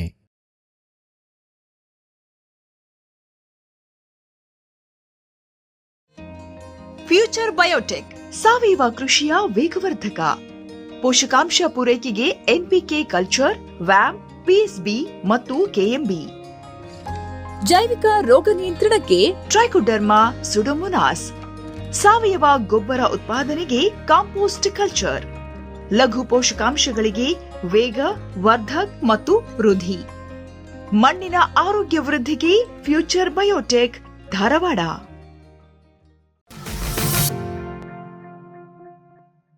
ಸರ್, ಈಗ ಒಂದು ಟೆಕ್ನಿಕಲ್ ಕ್ವಶನ್, ಈ ಗ್ರೇಡ್ಗಳನ್ನು ನೀವು ಹೇಗೆ ಈಗ 20, 20, 0, 15 ಈ ಥರದ್ದು ಗ್ರೇಡ್ಗಳನ್ನು ಈ ಮಾಮೂಲಿಯಾಗಿ ಕಾಂಪ್ಲೆಕ್ಸ್ 19, 19, 19 ಈ ಥರದ್ದೆಲ್ಲ ಮಳೆಗಾಲದಿಂದ ಇದೆ. ಈ ನಿರ್ದಿಷ್ಟ ಗ್ರೇಡ್ಗಳನ್ನ ಯಾವ ಬೇಸಿಸ್ ಮೇಲೆ ಡಿಸೈಡ್ ಮಾಡೋದು? ಸರ್, ಹಿಂದೆ ಅದೇನಾಯ್ತು ಅಂದರೆ ಈ ಪೋಷಕಾಂಶಗಳ ಕೊರತೆ ಯಾವುದ್ರ ಮೇಲೆ ಬರ್ತಿತ್ತೋ, ಈಗ ಹಿಂದೆ ಏನಾಗ್ತಿರೋ DAP ಹಾಕ್ಬೇಕಂದ್ರೆ ಪೊಟ್ಯಾಶ್ ಮಿಕ್ಸ್ ಮಾಡ್ಕೊಬೇಕಿತ್ತು. ಆಗ ರಿಸರ್ಚ್ ಮುಖಾಂತರ ನಾವು ತಿಳ್ಕೊಂಡಿದ್ದೇನೆಂದರೆ, ಈಗ ನೈಟ್ರೋಜನ್ ಫಾಸ್ಫರಸ್ ಜೊತೆಗೆ ಪೊಟ್ಯಾಶ್ ಇದ್ದರೆ ಆಗ ಪೊಟ್ಯಾಶ್ ಸೆಪ್ರೇಟಾಗಿ ಹಾಕೋ ಅವಶ್ಯಕತೆ ಇಲ್ಲ, ರೈತರಿಗೂ ಸುಲಭ ಆಗುತ್ತೆ. ಆದ ಕಾರಣ ರೈತರ ರಿಕ್ವೈರ್ಮೆಂಟ್ ಆಧರಿಸಿ ಮತ್ತು ಮಣ್ಣಿನ ಫಲವತ್ತತೆ ಆಧರಿಸಿ ಈ ಗ್ರೇಡ್ಗಳನ್ನು ತಯಾರು ಮಾಡ್ತಾರೆ. ಓಕೆ, ಅಂದರೆ ಅದು ನೀವು ಸಾಮಾನ್ಯ ಬೆಳೆ ಆಧಾರ ನೋಡಿ ಮಾಡೋದು. ಯಾಕೆ ನೀವೊಬ್ಬ ಸಾಯಿಲ್ ಸೈಂಟಿಸ್ಟ್ ಆಗಿ ಆ ಪ್ರಶ್ನೆ ಕೇಳ್ತೀನಿ. ಈಗ 20, 20 ಈಗ 19, 19 ಓಕೆ ಒಂದು ಸಾಮಾನ್ಯ. ಈಗ ನಿರ್ದಿಷ್ಟವಾಗಿ ಯಾವುದೋ ಒಂದು 45 ಇರುತ್ತೆ, ಅಮೋನಿಯಂ ಫಾಸ್ಫೇಟ್, ಏನೇನೋ ನಿಮ್ದು ಬೇರೆ ಬೇರೆ ಗ್ರೇಡ್ಗಳಿದೆ. ಅದು ಬೆಳೆ ಗುರಿ ಇಟ್ಟು ಮಾಡ್ತಿರೋ ಹೇಗೆ ಅದು? ಈಗ ಒಂದು ಅಲ್ಲಿ ಮಣ್ಣಿನ ಬೇಸಿಕ್ ಪೋಷಕಾಂಶಗಳನ್ನು ಆಧರಿಸಿ ಮತ್ತು ಬೆಳೆಗೆ ಏನು ಪೋಷಕಾಂಶ ಬೇಕು. ಈಗ ಸರ್, ನೀವು ಇಂಡಿಯಾದಲ್ಲಿ ಇಡೀ ಇಂಡಿಯಾ ವ್ಯಾಪ್ತಿಗೆ ಮಾಡುವಾಗ ನೀವು ಅದನ್ನು ಪಂಜಾಬದು ಕಾಂಬಿನೇಷನ್ ಅಲ್ಲಿ ಗುರಿ ಇಟ್ಟು ಮಾಡಿದರೆ ಕರ್ನಾಟಕಕ್ಕೆ ಬರಲಿಕ್ಕಿಲ್ಲ. ಅದು ಹೆಂಗೆ ಡಿಸೈಡ್ ಮಾಡ್ತೀರಿ? ಸರಿ, ಈಗ ಹೌದು, ಅದು ಕರೆಕ್ಟ್. ಅದು ಕ್ರಾಪ್ ನ್ಯೂಟ್ರಿಯೆಂಟ್ ರೆಕಮೆಂಡೇಶನ್ಸ್ ಅಂತ ಏನಿದೆ, ಅದಕ್ಕೆ ಕ್ರಾಪ್ ಸ್ಪೆಸಿಫಿಕ್ ಫರ್ಟಿಲೈಸರ್ಸ್ ಮಾಡ್ತಾ ಇದ್ದಾರೆ ಈಗಾಗಲೇ. ಅದು FCOದಲ್ಲೂ ಸಹ ಹಲವಾರು ಪ್ರಾಡಕ್ಟ್ ಬಂದಿದೆ. ಅದು ಏನಾಗ್ತಾ ಇದೆ ಅಂದರೆ, ಅದು ಮಾಡಲಿಕ್ಕೆ ಸ್ವಲ್ಪ ತೊಂದರೆ ಆಗ್ತಾ ಇದೆ. ಕಾರಣ ಏನಪ್ಪ ಅಂದರೆ, ಮಣ್ಣಿನ ಫಲವತ್ತತೆ ಇವತ್ತಿನ ದಿವಸ ನೈಟ್ರೋಜನ್ ಪೊಟ್ಯಾಶ್ ಕೊರತೆ ಕಡಿಮೆ ಇರ್ತದೆ, ಫಾಸ್ಫರಸ್ ಕೊರತೆ ಜಾಸ್ತಿ ಇರ್ತದೆ. ಆ ಆಧಾರಿತ ಗ್ರೇಡನ್ನು ಈ ವರ್ಷ ಪೊಟ್ಯಾಟೊ ಕ್ರಾಪಿಗೆ ಡೆವಲಪ್ ಮಾಡ್ತೀವಿ.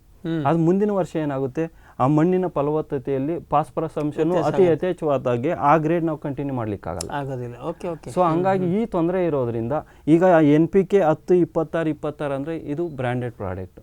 ಈಗ 10, 26, 20, 20 ಯಾವುದೇ ಸಮಯದಲ್ಲೂ ಎಲ್ಲ ಮಣ್ಣಿಗೂ ಮತ್ತು ಎಲ್ಲ ಬೆಳೆಗೂ ಸೂಕ್ತವಾದ ಗ್ರೇಡ್ ಅಂತ ಹೇಳ್ಬೋದು. ಸೊ ಹಂಗಾಗಿ ಕ್ರಾಪ್ ಸ್ಪೆಸಿಫಿಕ್ ಗ್ರೇಡ್ಸ್ ಅನ್ನು ಇನ್ನೂ ನಾವು IFFCO ಸಂಸ್ಥೆಯಿಂದ ಮಾಡಿಲ್ಲ. ಈ ಸಮಸ್ಯೆಗಳಿದೆ ಮಾಡಕ್ ಹೋದ್ರೆ. ನಾವು ಪ್ರತಿ ವರ್ಷ ಇಲ್ಲ ಪ್ರತಿ 2 ವರ್ಷಕ್ಕೊಮ್ಮೆ ನಾವು ಈ ಗ್ರೇಡ್ಸ್ ಅನ್ನು ಚೇಂಜ್ ಮಾಡ್ತಾ ಹೋಗ್ಬೇಕಾಗುತ್ತೆ. ಆಗ ರೈತರು ಅಳವಡಿಕೆ ಮಾಡ್ಕೊಳ್ಳೋದ್ರಲ್ಲೂ ಕನ್ಫ್ಯೂಷನ್ ಆಗುತ್ತೆ. ಮತ್ತೆ ಹೇಗೆ ಒಂದು ಕರ್ನಾಟಕ ತಗೊಂಡ್ರೆ ಕೋಸ್ಟಲ್ ಬೇರೆ, ಮತ್ತೆ ಮಲೆನಾಡು ಬೇರೆ, ಮತ್ತೆ ಬಯಲ್ಸೀಮೆ ಬೇರೆ. ಸೊ ಇದು ಮುಗಿಲಾರ್ದ ಕತೆ, ನೀವೆಲ್ಲ ಝೋನಿಗೆ ಮಾಡಕ್ ಹೋದ್ರೆ ಆಗೋದಿಲ್ಲ. ಆಮೇಲೆ ಸರ್, ಇನ್ನೊಂದು ಜನರಲ್ ಟೆಕ್ನಿಕಲ್ ಕ್ವಶನ್ ಕೇಳ್ತೀನಿ. ಈ ನಮಗೆ ಭಾಳ ಜನ ರೈತರು ಕೇಳ್ತಾ ಇರ್ತಾರೆ ನಮ್ಮ ನೇರ ಪ್ರಸಾರದಲ್ಲಿ, ಈ ವಾಟರ್ ಸಾಲ್ಯುಬಲ್ ಫರ್ಟಿಲೈಸರ್ದು ರೇಟ್ ಹೆಚ್ಚು. ಸಾಮಾನ್ಯವಾಗಿ ಸಾಲಿಡ್ ಟು ವಾಟರ್ ಡಬಲ್ ಇರುತ್ತೆ ರೇಟು? ಡಬಲ್ ಇರಲ್ಲ, we can say almost double ಇರುತ್ತೆ. ಇದರಿಂದ ಈಗ ನಾನು 100 kg ಸಾಲಿಡ್ ಫರ್ಟಿಲೈಸರ್ ಮಣ್ಣಿಗೆ ಕೊಡೋ ಜಾಗದಲ್ಲಿ ವಾಟರ್ ಸಾಲ್ಯುಬಲ್ಗೆ ನಾನು ಫರ್ಟಿಗೇಷನ್ಗೆ ಹೋದೆ ಅಂತಾದರೆ ಸಾಮಾನ್ಯ ಒಂದು ರಫ್ ಐಡಿಯಾ ಎಷ್ಟು ಬೇಕಾಗುತ್ತೆ? ಅದರಲ್ಲಿ 40ರಿಂದ 50% ಸಾಕು. ಯಾಕೆ ಅಂತ ಕಾರಣ ಹೇಳ್ಬಿಡ್ತೀನಿ. ನಾವು ಈ ಮಣ್ಣಿಗೆ ಹಾಕೋ ಗೊಬ್ಬರಗಳಲ್ಲಿ ಎಫಿಷಿಯನ್ಸಿ ಅಂತ ಏನಿದೆ, ಸಪೋಸ್ ಯೂರಿಯಾ ಗೊಬ್ಬರ ಹಾಕಿದಾಗೆ ನಮ್ಮ ಮಣ್ಣಿಗೆ 100 kg ಹಾಕಿದರೆ 25ರಿಂದ 30% ಬಳಕೆ ಆಗೋದು ಹೆಚ್ಚು, ಅತಿ ಹೆಚ್ಚು 25ರಿಂದ 30%. 70% ಏನಿದೆ ಅದು ವೇಸ್ಟ್ ಆಗಿ ಹೋಗ್ತಾ ಇದೆ. ಅದೇ ರೀತಿ DAPಯಲ್ಲೂ ಸಹ 50ರಿಂದ 60% ಯುಟಿಲೈಸ್ ಆದರೆ 40% ವೇಸ್ಟ್ ಆಗ್ತಾ ಇದೆ. NPK ಗೊಬ್ಬರದಲ್ಲೂ ವೇಸ್ಟ್ ಆಗ್ತಾ ಇದೆ.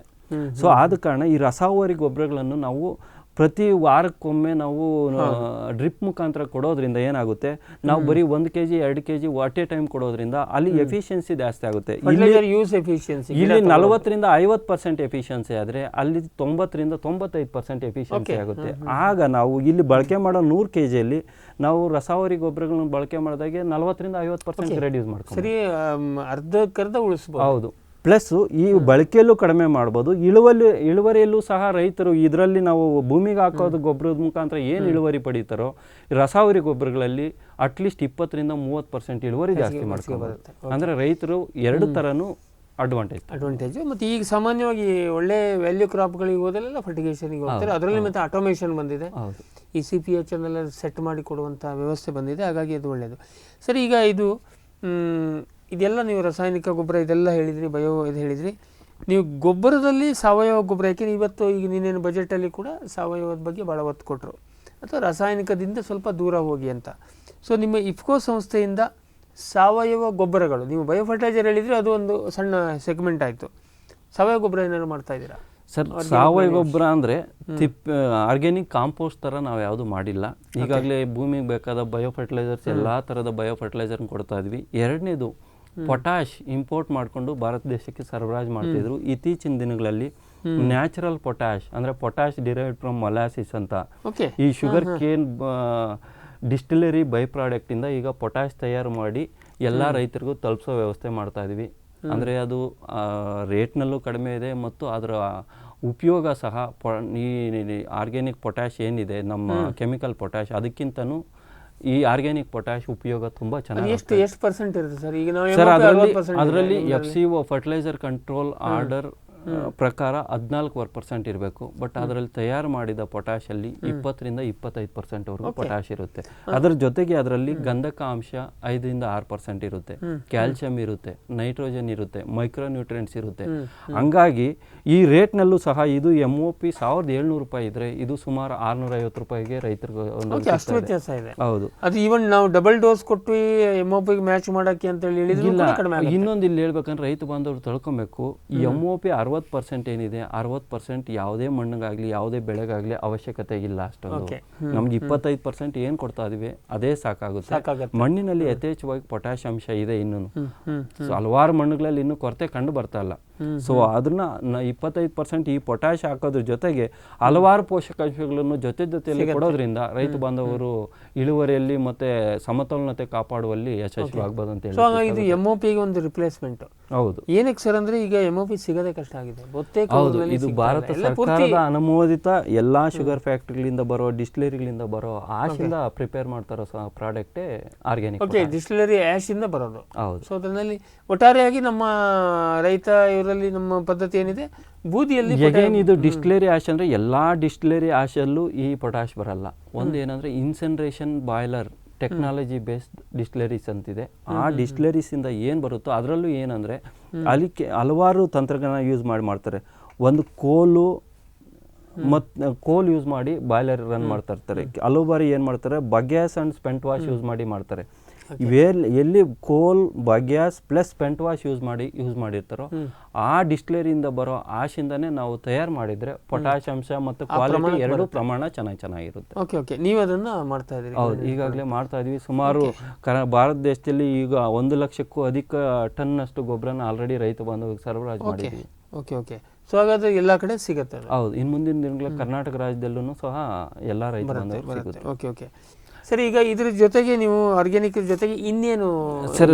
ಇದ್ರ ಜೊತೆಗೆ ನಾವು ಈಗಾಗಲೇ ನೀಮ್ ಪೌಡರ್ ಮತ್ತು ಕೇಕ್ 2 ರೂಪದಲ್ಲೂ ಸಹ ರೈತ ಬಾಂಧವರು ತಲುಪಿಸ್ಕೊಡ್ತಾ ಇದ್ವಿ. ಜೊತೆಗೆ ನಮ್ಮ ಈಗಾಗಲೇ ಹಿಂದೆ ಹೇಳ್ದಂಗೆ ನಾನು ಬಯೋಸ್ಟಿಮ್ಯುಲೆಂಟ್ ಅಂದರೆ ಸಸ್ಯವರ್ಧಕಗಳಂತ ಏನಿದೆ, ಅದು ದ್ರಾವಣ ರೂಪದಲ್ಲಾಗಿರ್ಬೋದು, ಗ್ರಾನ್ಯೂಲ್ ರೂಪದಲ್ಲಾಗಿರ್ಬೋದು, ಈಗಾಗಲೇ ಅತಿ ಹೆಚ್ಚು ಪ್ರಮಾಣದಲ್ಲಿ ರೈತ ಬಾಂಧವರಿಗೆ ಸೀವೀಡ್ ಎಕ್ಸ್ಟ್ರಾಕ್ಟ್ ಇರುತ್ತೆ. ಸೀವೀಡ್ ಎಕ್ಸ್ಟ್ರಾಕ್ಟ್, ಅದಕ್ಕೆ ಸಾಗರಿಕಾ ಅಂತ. ಹೌದು. ಇದಕ್ಕೆ ಇಫ್ಕೋಗೆ ಮತ್ತೆ ಬೇರೆ ಕಂಪನಿಗಿರೋ ವ್ಯತ್ಯಾಸ ಏನಪ್ಪಾ ಅಂದ್ರೆ, ಬೇರೆ ಕಂಪನಿಗಳದ್ದು ಎಲ್ಲಾರ್ದು ಸಸ್ಯವರ್ಧಕದಲ್ಲಿ ಏನಿದೆ 21% ಸಾಲ್ಯುಬಲ್ ಸಾಲಿಡ್ ಇದೆ. ಬಟ್ ರೇಟಲ್ಲಿ ನೋಡಕ್ ಹೋದ್ರೆ ಅವ್ರದ್ದು 800 ಇಂದ 1000 ರೂಪಾಯಿ ಇದೆ. ಬಟ್ ನಮ್ದು 30%, 28 ರಿಂದ 30% ಸಾಲ್ಯುಬಲ್ ಸಾಲಿಡ್ ಇರುತ್ತೆ.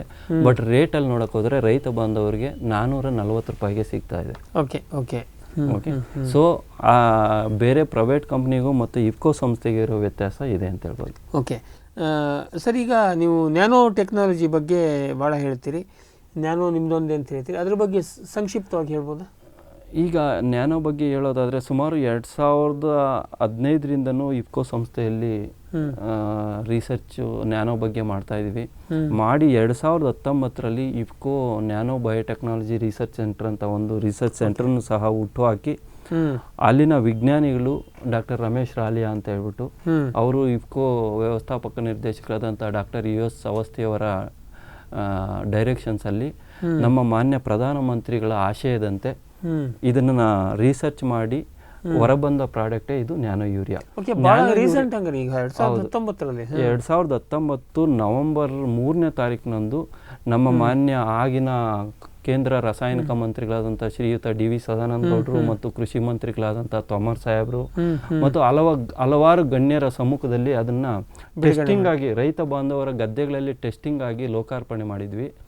ತದನಂತರ ಯೂರಿಯಾ ಮಾತ್ರ ಹೌದು ಮಾಡಿ ತದನಂತರ ಸುಮಾರು 11,000 ಗದ್ದೆಗಳಲ್ಲಿ ಪ್ರಯೋಗ ಮಾಡಿ ಅದನ್ನ ಮತ್ತು 11,000 ರೈತರ ಗದ್ದೆಗಳಲ್ಲಿ, ಕೃಷಿ ವಿಜ್ಞಾನ ಕೇಂದ್ರಗಳಲ್ಲಿ, ಕೃಷಿ ಸಂಶೋಧನಾ ಕೇಂದ್ರಗಳಲ್ಲಿ ಮತ್ತು ಕೃಷಿ ವಿಶ್ವವಿದ್ಯಾಲಯಗಳಲ್ಲಿ ಟೆಸ್ಟ್ ಮಾಡಿದ್ದು ತದನಂತರ ಅದು ಬಂದ ರಿಸಲ್ಟ್ಸ್ ಏನಿತ್ತು ಅದನ್ನು ಭಾರತ ಸರ್ಕಾರಕ್ಕೆ ಸಬ್ಮಿಟ್ ಮಾಡಿ ಅಲ್ಲಿಂದ ಎಲ್ಲ ವೆರಿಫಿಕೇಶನ್ ನಡೆದು ಅನುಮೋದನೆ ಆಗಿದ್ದೆ ನ್ಯಾನೋ ಯೂರಿಯಾ. ಅದಕ್ಕೆ ನಾವು ನಿರ್ದಿಷ್ಟವಾಗಿ ಚರ್ಚೆ ಮಾಡೋಣ. ಸೊ ಈಗ ಸದ್ಯಕ್ಕೆ ನಿಮ್ದು ನ್ಯಾನೋ ಯೂರಿಯಾ ಮಾತ್ರ ಇದೆ. ಹೌದು, ಈಗಾಗಲೇ ನ್ಯಾನೋ ಯೂರಿಯಾ ಒಂದಷ್ಟೇ ಇದೆ. ಇನ್ನು ಹಲವಾರು ಪ್ರಾಡಕ್ಟ್ಗಳನ್ನು ಟೆಸ್ಟಿಂಗ್ ರೂಪದಲ್ಲಿ ಇಟ್ಟಿದ್ವಿ. ಜಿಂಕ್ ಆಗಿರ್ಬೋದು, ಕಾಪರ್ ಆಗಿರ್ಬೋದು, DAP ಆಗಿರ್ಬೋದು, ಹಲವಾರು ನ್ಯಾನೋ ಗೊಬ್ಬರಗಳು ಈಗಾಗಲೇ ರೈತರ ಗದ್ದೆಗಳಲ್ಲಿ ಟೆಸ್ಟಿಂಗ್ ಮಾಡ್ತಾ ಇದೀವಿ. ಮುಂದಿನ ದಿನಗಳಲ್ಲಿ ಅವು ಸಹ ರೈತ ಬಾಂಧವರಿಗೆ ಬರುತ್ತೆ. ಓಕೆ ಸರ್, ಈಗ ಒಟ್ಟಾರೆಯಾಗಿ ನಿಮ್ಮ ರಾಸಾಯನಿಕ ರಸಗೊಬ್ಬರ ಮತ್ತು ಉಳಿದಂತೆ ಕೀಟನಾಶಕ ಆಯಿತು, ಒಟ್ಟಾರೆ ಕೃಷಿ ರಾಸಾಯನಿಕಗಳ ವ್ಯವಹಾರದಲ್ಲಿ ನೀವು ದೇಶದಲ್ಲಿ ಮತ್ತು ಕರ್ನಾಟಕದಲ್ಲಿ ಇಫ್ಕೋ ಎಲ್ಲಿ ನಿಲ್ಲುತ್ತೆ? 1, 2, 3 ಒಂದು 10 ರೇಂಜ್. ಸರ್, ಭಾರತ ದೇಶದಲ್ಲಿ ಇಫ್ಕೋ ಸಂಸ್ಥೆ ಈ ಎಲ್ಲ ಕೃಷಿ ಪರಿಕರಗಳನ್ನು ನಾವು ಸರಬರಾಜು ಮಾಡೋದು ನೋಡಿದರೆ ಪ್ರಥಮ ಸ್ಥಾನದಲ್ಲಿದೆ. ಶೇಕಡಾವಾರು 30-35% ಮಾರ್ಕೆಟ್ ಶೇರ್ ಇಫ್ಕೋ ಸಂಸ್ಥೆ ಇದೆ. ಇನ್ನು ಕರ್ನಾಟಕ ರಾಜ್ಯಕ್ಕೆ ಬಂದರೆ ಈ ಕರ್ನಾಟಕ ರಾಜ್ಯದಲ್ಲೂ ಸಹ ಇಫ್ಕೋ ಸಂಸ್ಥೆ ಪ್ರಥಮ ಸ್ಥಾನದಲ್ಲಿದೆ. ಓಕೆ ನೀವು ಎಲ್ಲ ಈ ರೇಂಜಲ್ಲಿ ನೀವು ನಂಬರ್ 1 ಎಲ್ಲದರಲ್ಲಿ. ಓಕೆ ಈಗ ಸರ್, ಕೊನೆಯದಾಗಿ ಇದು ರೈತರ ಸಂಸ್ಥೆ, ರೈತರು ತಮಗೆ ಬೇಕು ಅಂತ ತಾವು ಮಾಡ್ಕೊಂಡಿರೋದು. ಬೇರೆ ಕಂಪ್ನಿಗೆ ನೀವು ಸಂಕ್ಷಿಪ್ತ ಅಲ್ಲಿ ಹೇಳಿ ಮೆನ್ಷನ್ ಮಾಡಿದ್ರಿ, ಸಂಕ್ಷಿಪ್ತವಾಗಿ ನಾವು ಇದು ಹೇಳೋದಾದರೆ ನಿಮಗೂ ಬೇರೆ ಕಂಪ್ನಿಗಳಿಗೂ ಏನು ವ್ಯತ್ಯಾಸ? ಇವರು ಗೊಬ್ಬರ ಮಾರ್ತಾರೆ, ಎಲ್ಲರೂ ತಮ್ಮದೇ ಸ್ಪೆಷಾಲಿಟಿ ಹೇಳ್ತಾರೆ.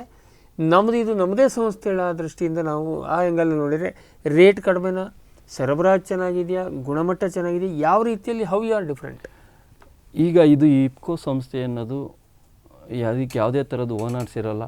ಭಾರತ ದೇಶದ ಪ್ರತಿಯೊಬ್ಬ ರೈತರು ಇದಕ್ಕೆ ಓನರ್ಸ್ ಅಂತ ಹೇಳಲಿಕ್ಕೆ, ಅಂದರೆ ರೈತರಿಂದ ರೈತರಿಗಾಗಿ ರೈತರಿಗೋಸ್ಕರ ನಡೀತಾರೋ ಸಂಸ್ಥೆ ಭಾರತ ದೇಶದಲ್ಲಿ ಇದೆ ಅಂದರೆ ಅದು ಇಫ್ಕೋ ಸಂಸ್ಥೆ. ಸರ್ಕಾರ ಶೇರ್ ಇದೆಯಾ? ಸರ್ಕಾರದ ಶೇರ್ ಇಲ್ಲ, ಎಲ್ಲ ಸಹಕಾರಿ ಸಂಘಗಳ ಶೇರ್ ಇದೆ. ಇದು ಇಫ್ಕೋ ಸಂಸ್ಥೆ ಡಿಫ್ರೆಂಟ್ ಯಾವ ಥರಪ್ಪ ಅಂತ ಹೇಳಿದ್ರೆ, ಇದು ಇಫ್ಕೋ ಸಂಸ್ಥೆಯಲ್ಲಿ ನೋಡಿ, ಒಂದು ಎಕ್ಸಾಂಪಲ್ ತಗೊತೀನಿ. 2021ರಲ್ಲಿ ಏಪ್ರಿಲಲ್ಲಿ ಈ ಕೃಷಿ ಪರಿಕರಗಳು ಅಂದರೆ ರಾಸಾಯನಿಕ ಗೊಬ್ಬರಗಳ ರೇಟು ಅತಿ ಯಥೇಚ್ಛವಾಗಿ ದ್ವಿಗುಣ ಆಗಿಬಿಡ್ತು. DAP ಬೆಲೆ 1,200 ಇದ್ದಿದ್ದು 2,800 ರೂಪಾಯಿ ಆಯಿತು.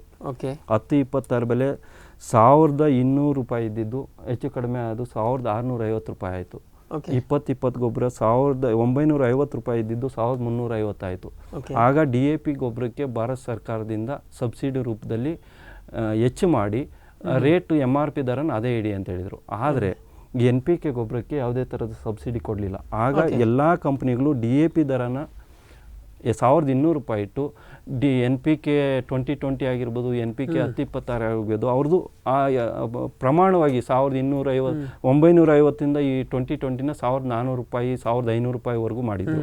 10-26ನ 1,200 ರೂಪಾಯಿಯಿಂದ ಹಿಡಿದು 1,400, 1,500, 1,600 ಆದರೆ ಬೇರೆ ಬೇರೆ ಕಂಪ್ನಿಗಳು ಅವರ ಪ್ರೊಡಕ್ಷನ್ ಆಧಾರಿತ MRP ದರವನ್ನು ಫಿಕ್ಸ್ ಮಾಡಿದರು. ಆದರೆ ಇಫ್ಕೋ ಸಂಸ್ಥೆಯಲ್ಲಿ ನಮ್ಮ ಮಾನ್ಯ ವ್ಯವಸ್ಥಾಪಕ ನಿರ್ದೇಶಕರಾದಂಥ ಡಾಕ್ಟರ್ US ಅವಸ್ಥಿ ಸಾಹೇಬರು ಯಾವುದೇ ಕಾರಣಕ್ಕೂ, ಯಾಕೆಂದರೆ ಈಗ ಈ ಫರ್ಟಿಲೈಸರ್ ಇಂಡಸ್ಟ್ರಿಯಲ್ಲಿ ಯಾವಾಗಲೂ DAP ದರ ಜಾಸ್ತಿ ಇರ್ತಿತ್ತು, NPK ಗೊಬ್ಬರ ರೇಟ್ ಕಡಿಮೆ ಇರ್ತಿತ್ತು. ಆದ ಸಲುವಾಗಿ ಇಫ್ಕೋ ಸಂಸ್ಥೆಯಿಂದ ಲಾಸ್ ಆದರೂ ಪರವಾಗಿಲ್ಲ, ರೈತ ಬಾಂಧವರಿಗೆ DAPಗೆ ದರಕ್ಕಿಂತ NPK ಗೊಬ್ಬರ 2020 ಗೊಬ್ಬರ ಕಡಿಮೆ ವೆಚ್ಚದಲ್ಲೇ ಕೊಡೋಣ ಅಂತ ಹೇಳ್ಬಿಟ್ಟು 2020 ಎಂಟೈರ್ ಇಯರಲ್ಲಿ ನಾವು 2020 ರೇಟನ್ನು ನಾವು 950 ರೂಪಾಯಿಗೆ ಸರಬರಾಜು ಮಾಡಿದ್ದೀವಿ. 950. 10-26ನ 1,175 ರೂಪಾಯಿಗೆ ಸರಬರಾಜು ಮಾಡಿದ್ದೀವಿ. DAP ಗೊಬ್ಬರ 1,200 ರೂಪಾಯಿ ಇದೆ. ಸೊ ಅದೇ ವ್ಯತ್ಯಾಸ ಇದೇನಪ್ಪ, ನಾನು ಈ ಎಕ್ಸಾಂಪಲ್ ಯಾಕೆ ತಗೊಂಡೆ ಅಂದರೆ, ರೈತ ಬಾಂಧವರಿಗೆ ಯಾವುದೇ ಸಮಯದಲ್ಲಾಗಿರ್ಬೋದು ಅತಿ ಕಡಿಮೆ ದರದಲ್ಲಿ ಮತ್ತು ಸರಿಯಾದ ಸಮಯದಲ್ಲಿ ಸರಬರಾಜು ಮಾಡೋ ಉದ್ದೇಶನೇ ಇಫ್ಕೋ ಸಂಸ್ಥೆ. ಮತ್ತೆ ಗುಣಮಟ್ಟ ಕೂಡ ಗುಣಮಟ್ಟದಲ್ಲಿ ಯಾವುದೇ ಥರದ ಕಾಂಪ್ರಮೈಸ್ ಇಫ್ಕೋ ಸಂಸ್ಥೆಯಲ್ಲಿ ಮಾಡ್ಕೊಳ್ಳೋದಿಲ್ಲ. ಸೊ ಹಾಗಾದರೆ ಪ್ರೈವೇಟ್ ಕಂಪನಿ ಪ್ಲೇಯರ್ಸಿಗೆ ಹೋಲಿಸಿದರೆ ಒಟ್ಟಾರೆ ಇಫ್ಕೋದು ರೇಟ್ ಅಂದರೆ ಯಾವಾಗ್ಲೂ ನಾವು ಪ್ರಾಫಿಟ್ಟೇ ನೋಡಲ್ಲ, ರೈತರ ಸೇವಾ ಮನೋಭಾವ ಇಟ್ಕೊಂಡು ಇಫ್ಕೋ ಸಂಸ್ಥೆ ಕೆಲಸ ಮಾಡ್ತಾ ಇದೆ. ಸೊ ಹಂಗಾಗಿ ಇದು ರೈತರ ಸಂಸ್ಥೆ ಆಗಿರೋದ್ರಿಂದ ಅತಿ ಹೆಚ್ಚು ಪ್ರಾಫಿಟ್ ಅನ್ನು ಸಹ ಯಾವ ಸಮಯದಲ್ಲಿ ನೋಡ್ಲಿಕ್ಕೆ ಹೋಗೋದಿಲ್ಲ.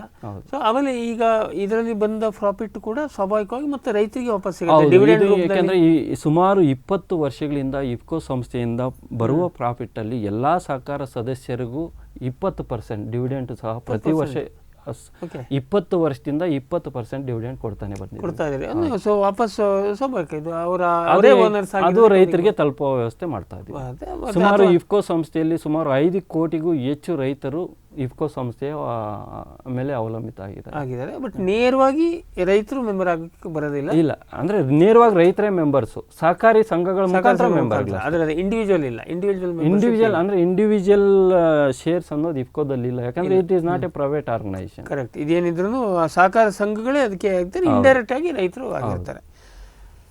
ವೀಕ್ಷಕರು, ಇಷ್ಟೊತ್ತು ಇಫ್ಕೋ ಸಂಸ್ಥೆ ಬಗ್ಗೆ ನಾವು ಸಾಕಷ್ಟು ವಿಷಯನ ತಿಳ್ಕೊಂಡ್ವಿ. ಇನ್ನೂ ಚರ್ಚೆ ಮಾಡೋಕ್ಕೆ ಭಾಳಷ್ಟು ಇದೆ. ಅದರಲ್ಲೂ ವಿಶೇಷವಾಗಿ ರಸಗೊಬ್ಬರದ ಬಗ್ಗೆ ಹಲವಾರು ತಪ್ಪು ಕಲ್ಪನೆಗಳು ನಿಮಗೆ ಇದೆ. ಅದರಲ್ಲಿ ವೈಜ್ಞಾನಿಕವಾಗಿ ಡಾಕ್ಟರ್ ನಾರಾಯಣಸ್ವಾಮಿ ಅವರು ಮೂಲತಃ ಕೃಷಿ ರಸಾಯನಶಾಸ್ತ್ರ ಮತ್ತು ಮಣ್ಣು ವಿಜ್ಞಾನಕ್ಕೆ ಸಂಬಂಧಪಟ್ಟಂಥ ವಿಜ್ಞಾನಿ ಇರೋದಕ್ಕೆ ಮತ್ತು ಈ ಸಂಸ್ಥೆಯಲ್ಲಿ ತೊಡ್ಕೊಂಡಿದ್ದಕ್ಕೆ ಮತ್ತು ಪ್ರಾರಂಭದಿಂದಲೂ ಅದೇ ಸಂಸ್ಥೆಯಲ್ಲಿ ಇರೋದರಿಂದ ಹಲವಾರು ವಿಷಯಗಳು ನಮಗೆ ಬೇಕಾಗಿದ್ದು ಅವ್ರ ಹತ್ರ ಇದೆ. ಭಾಳ ಕೆಲಸದ ಒತ್ತಡದಲ್ಲಿ ಇರ್ತಾರೆ. ಇನ್ನೊಮ್ಮೆ ನಾವು ಅವ್ರನ್ನ ಕರೆದು ಮತ್ತೆ ಇದನ್ನು ಮಾಹಿತಿಯನ್ನು ತಗೊಳ್ಳೋಣ. ಈಗ ಇವತ್ತಿನ ಕಂತಿನಲ್ಲಿ ಇಫ್ಕೋದ ಬಗ್ಗೆ ಸಾಕಷ್ಟು ವಿವರವನ್ನು ಕೊಟ್ಟರು. ಅದಕ್ಕೆ ಅಷ್ಟೊಂದು ಸಮಯವನ್ನು ನಮಗೆ ನಿಮ್ಮ ಸಲುವಾಗಿ ಕಳೆದಿದ್ದಕ್ಕೆ ಡಾಕ್ಟರ್ ನಾರಾಯಣಸ್ವಾಮಿ ಅವರಿಗೆ ತಮ್ಮೆಲ್ಲರ ಪರವಾಗಿ ಮತ್ತು ನಮ್ಮ ವಾಹಿನಿಯ ಪರವಾಗಿ ಧನ್ಯವಾದವನ್ನು ಹೇಳೋಕ್ಕೆ ಇಷ್ಟಪಡ್ತೀವಿ. ಮತ್ತು ಇಷ್ಟೊಂದು ಸೇವೆಯನ್ನು ಕೊಡ್ತಾ ಇರುವಂತಹ ಇಫ್ಕೋ ಸಂಸ್ಥೆಗೆ ಒಟ್ಟಾರೆಯಾಗಿ ಅದು ನಮ್ಮ ಸಂಸ್ಥೆ, ನಿಮ್ಮ ಸಹಕಾರ ಸಂಘಗಳ ಮುಖಾಂತರ ಇರುವಂಥ ಒಂದು ದೇಶ ಮಟ್ಟದ ಅಂತಾರಾಷ್ಟ್ರೀಯವಾಗಿ ಬೆಳೆದಿರುವಂಥ ಸಂಸ್ಥೆ. ಹಾಗಾಗಿ ಈ ಮೂಲಕ ನಾವು ಇಫ್ಕೋ ಸಂಸ್ಥೆಗೂ ಕೂಡ ಧನ್ಯವಾದವನ್ನು ಹೇಳೋಣ. ಇಫ್ಕೋ ಸಂಸ್ಥೆ ವತಿಯಿಂದ ಮತ್ತು ಕರ್ನಾಟಕ ರಾಜ್ಯ ಮಾರಾಟ ವ್ಯವಸ್ಥಾಪಕನಾದ ನಾನು ಈ ನಮ್ಮ ಶ್ರಮಜೀವಿ ಈ ಕಾರ್ಯಕ್ರಮಕ್ಕೆ ಇಫ್ಕೋ ಸಂಸ್ಥೆ ವತಿಯಿಂದ ತುಂಬ ಧನ್ಯವಾದಗಳು. ವೀಕ್ಷಕರೇ, ನಾವು ಇವತ್ತಿನ ಚರ್ಚೆಯನ್ನು ಇಲ್ಲಿಗೆ ಮುಗಿಸೋಣ. ಮುಂದಿನ ಕಂತಲ್ಲಿ ಭೇಟಿಯಾಗೋಣ. ಇನ್ನು ಡಾಕ್ಟರ್ ನಾರಾಯಣಸ್ವಾಮಿ ಅವ್ರ ಜೊತೆಗೇ ಇನ್ನು ನ್ಯಾನೋ ಯೂರಿಯಾದ ಬಗ್ಗೆ, ಯಾಕೆಂದರೆ ಭಾಳ ಅದು ವಿಷಯ ನಾವು ಕೇಳಿದ್ದೀವಿ, ಅದು ಏನಂತ ಗೊತ್ತಿಲ್ಲ. ಅದರ ಬಗ್ಗೆ ಪ್ರತ್ಯೇಕವಾಗಿ ಇನ್ನೊಂದು ಕಂತಿನಲ್ಲಿ ಕಾರ್ಯಕ್ರಮವನ್ನು ಮಾಡೋಣ. ಇವತ್ತಿನ ಕಾರ್ಯಕ್ರಮ ನೋಡಿರೋದಕ್ಕೆ ನಿಮಗೂ ಕೂಡ ಧನ್ಯವಾದವನ್ನು ಹೇಳ್ತಾ ಇವತ್ತಿನ ಜ್ಞಾನಿ ವಿಜ್ಞಾನಿ ಕಂತನ್ನು ಮುಗಿಸ್ತಾ ಇದ್ದೀವಿ. ನಮಸ್ಕಾರ. ಈ ಕಾರ್ಯಕ್ರಮದ ಪ್ರಾಯೋಜಕರು ಇಫ್ಕೋ. ಆತ್ಮನಿರ್ಭರ ಕೃಷಿಗೆ ಇಫ್ಕೋ ನ್ಯಾನೋ ಯೂರಿಯಾ.